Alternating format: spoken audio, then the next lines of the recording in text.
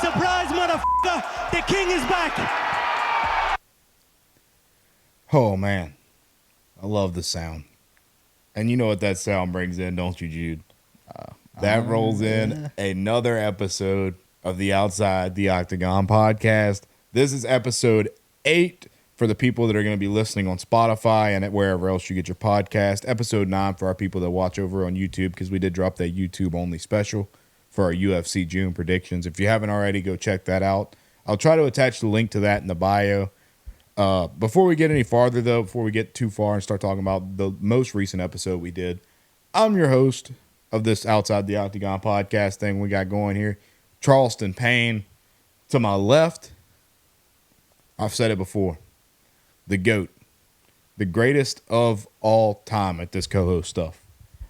The GOAT co-host of MMA media, of all multimedia. Right here, you're looking at him, Mr. Jude Starnes. Jude, I'm glad to have you back over here with me again, bud. Yes, sir. It's always great to be on this podcast. Really fun to do. I appreciate all the support from the fans. If you're listening on Spotify, if you're listening on YouTube, doesn't matter to me. Love the support. You hate us, I don't care. Still love the support. If you are listening on Spotify, I do suggest you tune into our video episodes on YouTube. Just adds a little more spice to the episodes. Right. Yeah, I totally agree. And speaking of spice, that brings me to the next thing I'm very excited to talk to you guys about. In our most recent episode that we were able to do, we were able to have an incredible guest with us, Miss Miranda Maverick. She's the number 16th ranked women's flyweight fighter in the world. Incredible fighter, incredible person, incredible guest, incredible stories. We had some great questions lined up for her. I think the episode went very well. If you guys would be so kind to just go back to that last episode, check it out, leave a thumbs up, of course. I think it was an incredible episode. Jude, what'd you think about the episode? I thought it was absolutely great. She was really cool to talk to. I suggest you go watch it. Just an awesome person in general. Made some connections during that episode that we're going to bring up here shortly. But Miranda Maverick, she may not be your favorite fighter. You may not know the name right now, but you will very soon, because I believe she's going to hold that belt in the future of women's fighting. I can absolutely see it. I mean, I see it right now, bro. I mean, it's going to be awesome. But before we get any farther, we have our first sponsorship to share with you guys. If you're watching on YouTube, I'll show you what we have right here. We have the Spicy Dill Prowler Pickles right there. You're looking at it. I mean, tell me that jar doesn't just look incredible. The pickles, you know, I'll give you a little view of them. You know, they look great, taste great, very incredible. They're awesome. Quite spicy, I'll tell you that. The Spicy Dill is quite spicy, and if you're not a very big spice person, there are 11 other flavors to choose from. So, like, how could it get any better? You know, you get pretty much unlimited flavors. There's shirts to go choose from. You got all the pickles. Got pickled juice, you know, for, like, cramps and stuff like that. Yeah, if you're Very an great athlete. thing. Very great thing. You can go order a jar of pickled juice of whichever flavor you like. And when you go order, I'll tell you what we did for you guys. We got a discount code. It's all caps, OTO10. Again, all capital letters, OTO10, for 10% off of your first order from Prowler Pickle Company. Thank you so much, Miranda, for allowing us to have this opportunity. You know, I mean, I'm super excited to see what it could do for both brands. I'm excited to see it build, excited to see it grow, and excited to get some more of these pickles. You know, probably by 2 weeks from now, I'd say, Jude and I will have the complete sample pack in, and we're going to be trying every flavor and just do a special YouTube video of us just trying every flavor from our new sponsor. I mean, what do you have to say about it? Isn't this just like incredible that we have this opportunity? It's awesome. I'm grateful for the opportunity. I'm grateful for the sponsorship. And we're not lying to you guys. It's not just for the sponsorship. I'm not a big pickle person myself. The spicy ones got some kick to it, but they are very good pickles. I think that they may be the best on the market. Matter of fact, I know that they're the best on the market. And like he said, use code OTO10 to get that 10% and discount. The website to go to, we'll put it right over Max Holloway, and we'll leave it up for a little while with our discount code. The website is www.prowlerpickles.com. Again, www.prowlerpickles.com. Great pickles, great selection of different things to choose from. Go check them out. All caps OTO10 will be our discount code. Use that at checkout. Get your 10% off. Get your pickles, and let us know what you think about them in the comments in a future video. But with that being said, I think we got some good things to talk about today for today's episode. You know, we kind of recapped a little bit about what we talked about in the last few to open this one up. I think this one has some potential to be an incredible episode. I think every single episode we do has potential to be an incredible episode. Speaking of the Miranda episode, if you don't know fighting, if you don't know the technicalities, you don't necessarily know everything. When we interview these fighters, it's not just to talk fighting. We like to talk about how they get into fighting and what they did growing up and what brought them to the sport. And here's some amazing stories from them. So I suggest you tune in. Right, absolutely. I mean, it was a great episode. A lot of different topics covered other than just fighting. You know, obviously we talked about the pickle company. We talked about fearthemaverick.com, where she sells her merch with autographs and stuff like that. We covered all that in the episode, so just go check that back out, you guys. But before we get any farther, today we're going to be recapping UFC 302. And quite frankly, you know, I had to take a couple days off this week for emotional recovery days because I need the emotional recovery. It's going to be hard for me not to cry whenever we get down to the end of this list of what we got to go over today. That was a heartbreaker, man. There's no doubt. I'm not actually going to cry, but it was a heartbreaker. And I'm not going to lie, 302, not just because of what we're going to talk about, but it was kind of disappointing. A lot of decisions in it, a lot of splits, and a lot of unanimouses. And nobody loves the decision except Bahal Muhammad. And so, you know, it was a little disappointing. It was a little let down. But when you have so many cards stacked, that's going to happen. Yeah, and I don't even think it's the fact that the card for 302 wasn't stacked, because in my opinion, the fighters within that card were great. But when you look at the entirety of the card, and I'm scrolling through right now just to double check and make sure I'm right about this, which I already know I am, there wasn't a single knockout. No TKO, no KO. I mean, there's going to be some missions that we're going to talk about that were pretty neat, pretty cool to see as we get farther on into the episode here. But no knockouts is crazy. For the entirety of a UFC card, nobody gets chinned. Yeah, I mean, damn. Like I said, it just could have. Everybody loves a knockout. If we could have just got one, it would have made the card that much better. Yeah, I mean, it would have put the card on a whole another level. But we're going to start with some of the prelims. We're going to cover a couple of those, move on into the main card. We're going to cover that, recap some of those fights. And if there's a little time at the end, we might just, you know, talk a little bit more about some future fights, kind of like we did in the last episode of our June predictions, I would say. So the first fight I wanted to talk about, and we'll just kind of move in order from this point. I got Jailton Almeida versus Alexander Romanov. I had Almeida to win. I believe you as well did. One thing that impressed me about that fight is watching multiple Jailton Almeida fights previous to that one. I've noticed something about him. Before this fight, he was kind of like Leon Edwards as the champ. He was allergic. Like, I swear to you, bro, he would get a reaction. If he was about to finish you, he had to stop. He could not stop a fight, ever. He would just decision. You're a heavyweight, and you decision people until there's nothing left to do. And then he comes in, and he gets the first round sub against Alexander Romanov. I mean, I think it was a great performance by Jailton. You know, I think he moved around the octagon really well, grappled really well, wrestled really well, set himself up really well, and got that submission, which was pretty awesome to see because not a lot of people were really expecting that. Yeah, and the fight didn't last very long at all. So that was a really fun fight to watch. I'm cool with watching people on the ground and get submissions and stuff. There was only like, I think 7 punches and kicks thrown in the whole fight. It only went 2 minutes, 27 seconds. But it was a beautiful rear naked choke. I love to see the rear naked choke. It's always fun to watch a guy finish somebody from, whoa, no diddy, but from the rear naked choke position. Whoa, pause. I wish I had the soundboard set up right. I'd have been able to put the record scratch in there. Let me go ahead and set it up because I'm sure we'll have another moment at some point. You know, it's quite typical of us. That's still not it. All right, whatever, dude. If that's not it, it'll be all right. Whatever, dude. I'm leaving that in there just because raw, uncut. I mean, like Diddy. Dude, the deal shout out was crazy. That was uncut and unplanned. Dude, that was nice whenever you said we got something spicy, and I was like, you damn right we do. I didn't even realize. That was tough. Like, I knew you weren't going for the setup, but it worked out perfect. Yeah, it worked out, man. I mean, Jailton Almeida got that set up and got the sub, but that'll lead us right into the next fight. Cesar Almeida versus Roman Kopylov. Cesar Almeida got absolutely fraud checked, in my opinion. I mean, he was 5-0 going into this fight. Nobody thought Roman Kopylov was going to win other than me, and I think did you have Kopylov? Roman. I think Roman. So. So, I mean, Jude and I were damn near the only people in MMA media that I had seen that actually had Roman Kopylov winning that fight.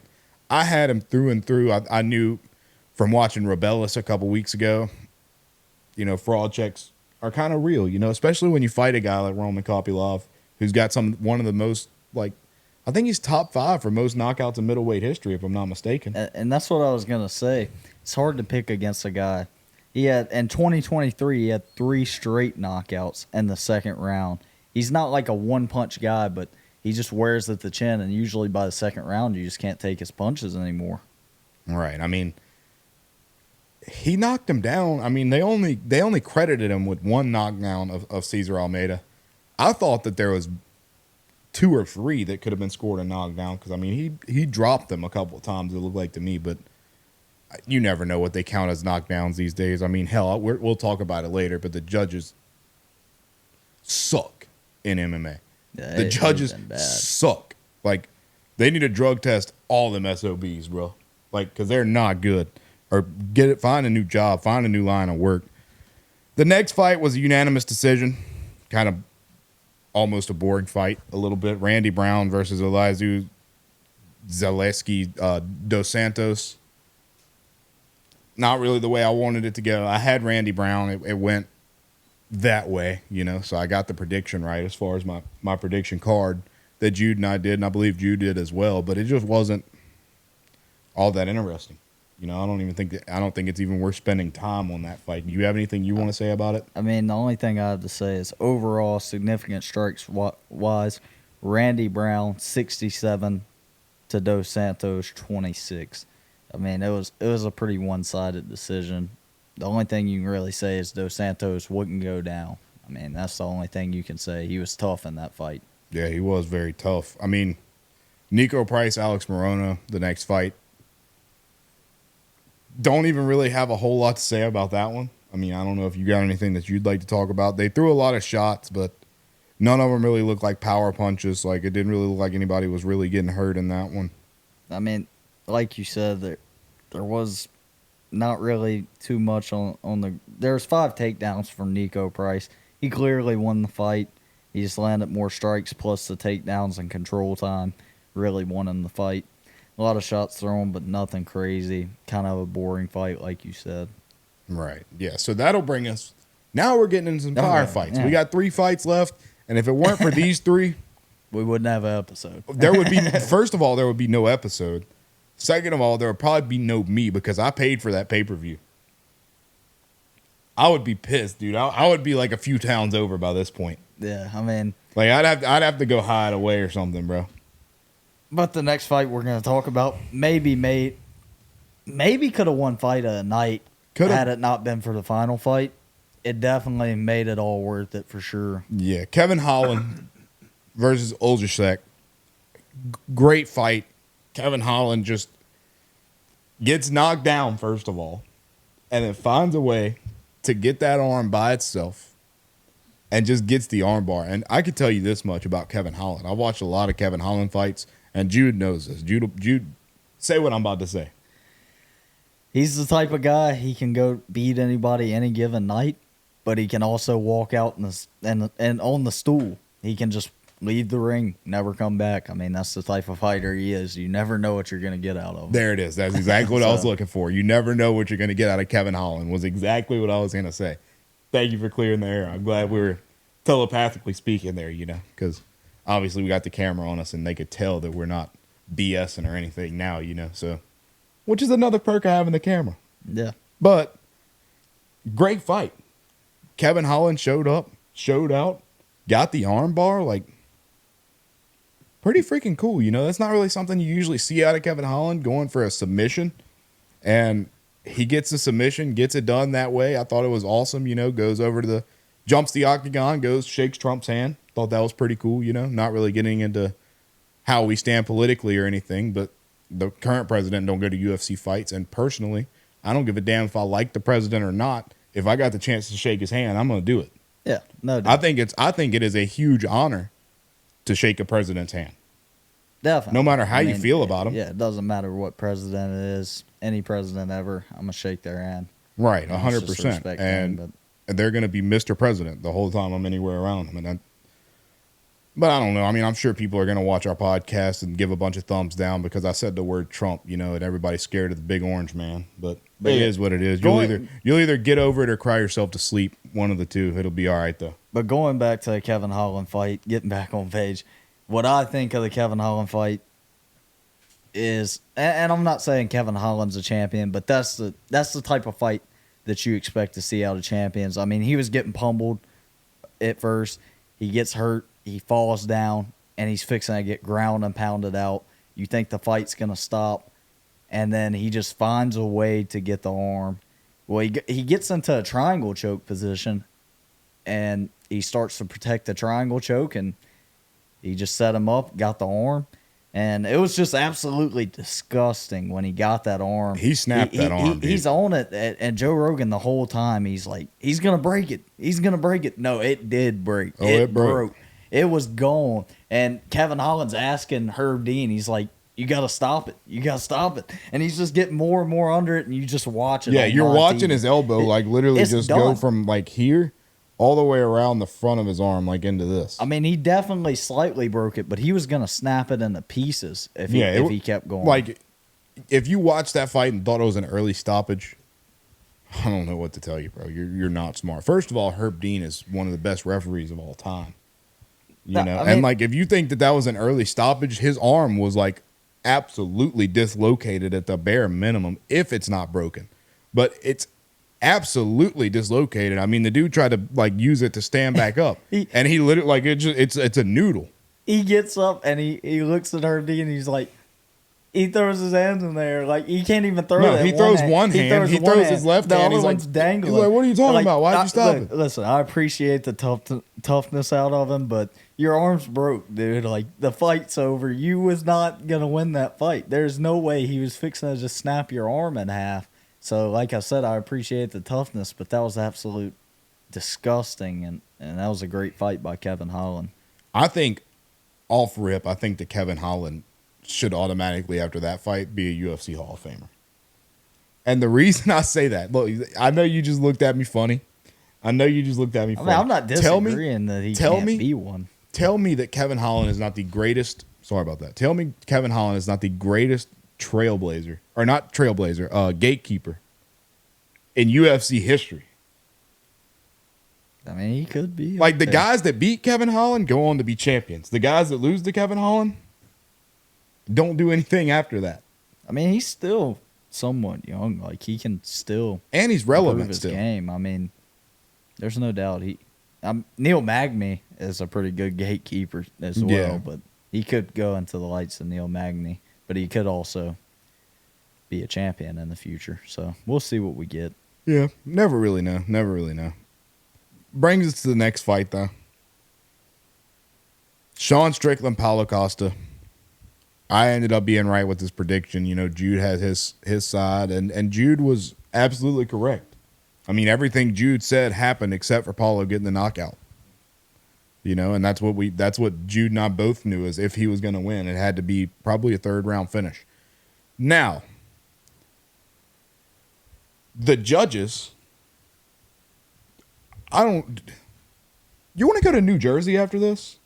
Because whatever in the hell they was smoking, I need to get my hands on it, bro. 49-46 Paulo for the split, to cause it to be a split decision, and one judge has it 49-46 Strickland and the other has it 50-45, and you get 4 rounds to Paulo. I would understand making it a split decision and going 47-48 Paulo. You know, 3 rounds to 2.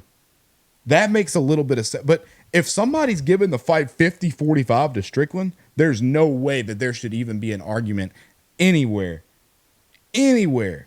that Paulo was 49-46 Strickland on Paulo's side. The guy that scored it 49-46. I think it's ignorant. I think every round was pretty close, but I honestly, and I'm a Paulo Costa fan. I love Sean Strickland too, but I love both these guys. He hasn't been the same. Paulo Costa hasn't been the same since the Izzy fight. He just lost so much confidence, and you see it in the way he fights. But he did target the body a lot, like I said. And I think that he fought every round close, but he didn't win any round. And I was leaning towards Paulo Costa, sadly, in that fight. But I wouldn't have gave a round to him. Every round was close. It wasn't like he just got beat down. But he's retreating. He's running backwards. Sean Strickland landed more total strikes. It's hard to give a round to Paulo Costa. And that was my thing. I was a fan of both of these guys going into this fight. I've been a fan of both of these guys for a very long time now. It was almost hard to watch in an aspect for me, because, like I said, I love both the fighters. They're both great. One thing that I did like, though, is after that fight, after Paulo lost, he did say, F everything that he'd been doing. Exact words. F everything that he'd been doing. That he was going to go back to the old Paulo Costa, and he's going to go out there. He said, F the cardio, F conserving energy, F all the other stuff, F going back to the corner. I'm going out there, and I'm going to have a bloodbath, and I'm going to war next time I step in the octagon, period. Because clearly, since the Izzy fight, he's like a little nervous almost, it seems like. Like, he'll get the opening. Like, he'll throw a combo and have the guy wobble, and then he takes 4 steps back and defends himself, like curls up. And I understand, fighting a guy like Izzy, that could do that to a guy, bro. Like, Izzy was a beast. Like, people talk about Israel Adesanya and hate on him and hate the person. And people even hate the fighter sometimes. But I don't see how you could hate Izzy. Like, the run that Izzy was on was, first of all, magical. Second of all, active. Like, look at all the champions in the UFC right now. The champion with the most title defenses is 2. Other than John Jones. Well, technically, Islam now.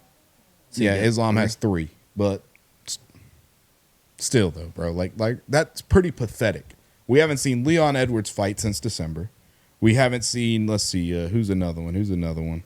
Plus, Islam did defend twice against a non-lightweight. He defended twice against Volk. So, do you even really count those? Yeah, that's my thing about Islam. That's why I didn't even say his name. But I don't know, man. The UFC, like, these champions, they get the belt and think that they just hold the belt for the longest and they're the best champion of all time, is what I'm feeling like. Yeah. They just get it and run away with it and just go hide. Like, well, I think a lot of times they also they want the big shot. They want to try to get a double title.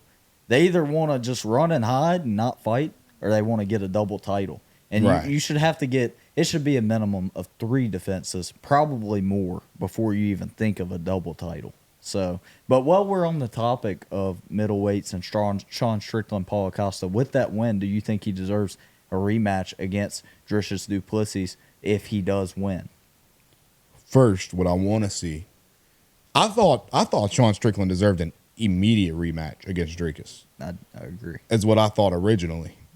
Now he goes out and he demolishes, puts on a show against Paulo Costa, bro, an incredible UFC middleweight. He goes out, puts on an absolute clinic against him, bro.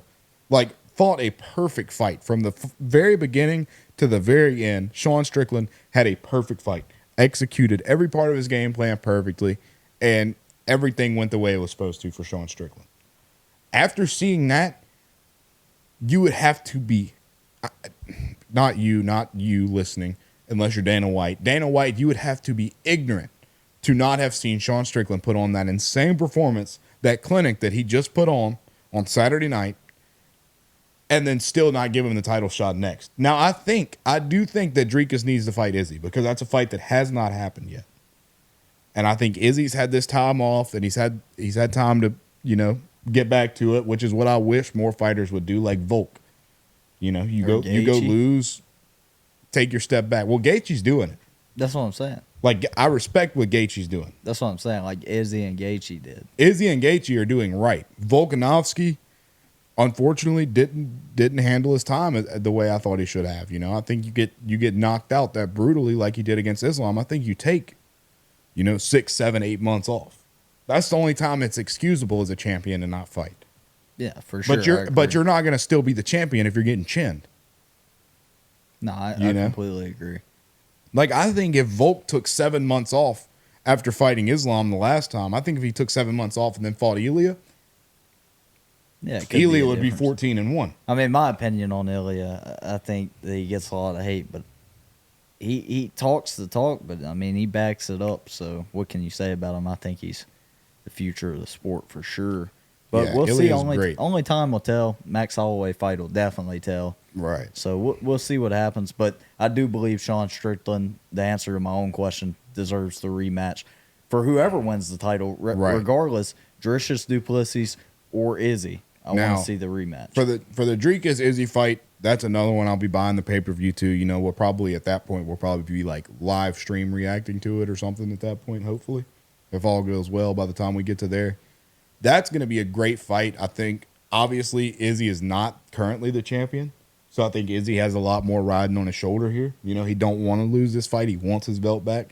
I think we're going to see that fun Izzy style again. You know? Like, I miss, like, contender Izzy. Or, like, Izzy versus Pereira Izzy. Like, that, when he's locked in and, like, in his zone, that's a whole nother Israel Adesanya.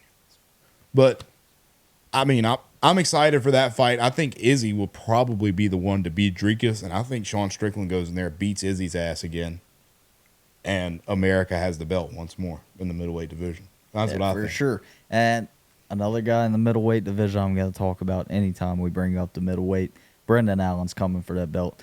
Southeastern alumni, right here at home from Covington, Louisiana. He's going to hold that belt. Maybe him versus Hamzat, like a rematch. Louisiana versus the Middle East again, and Louisiana's going to come up big at some point. We can't keep losing these title fights. We can't be the state that's allergic to UFC gold. Yeah, I mean, I don't understand, man. I mean, we got diamonds, but we can't touch gold. Listen, that was a good statement. And with that being said, with that being said, I'm gonna have to start training. I'm gonna have to start training UFC. If somebody doesn't get a belt from here soon, I don't think I'm the one to do it. I'm just not that type of guy. I'm not a fighter, you know. Somebody's got to do it. Somebody has to do it. And unfortunately for us, the last fight we're going to talk about today, our diamond, man, he wasn't able to get the job done. It's real unfortunate. You know, it ended the same way that all of his two other title shots have all ended by submission. This one ended by sub. The only problem with Poirier is when you look at his resume, bro, like he's beat 7 former champs. And the 3 champions he fought can all 3 be debated any way you want to put them. They're all 3 the 3 best lightweights ever in history. He fought Charles Oliveira, he fought Khabib Nurmagomedov, and he fought Islam Makhachev. All in their prime. All in their prime. And you are out of your mind if you think that is not the hardest 3 shots to get at a title. There's no doubt. First of all, nobody beat Khabib. Not very many people have beat Charles the Bronx.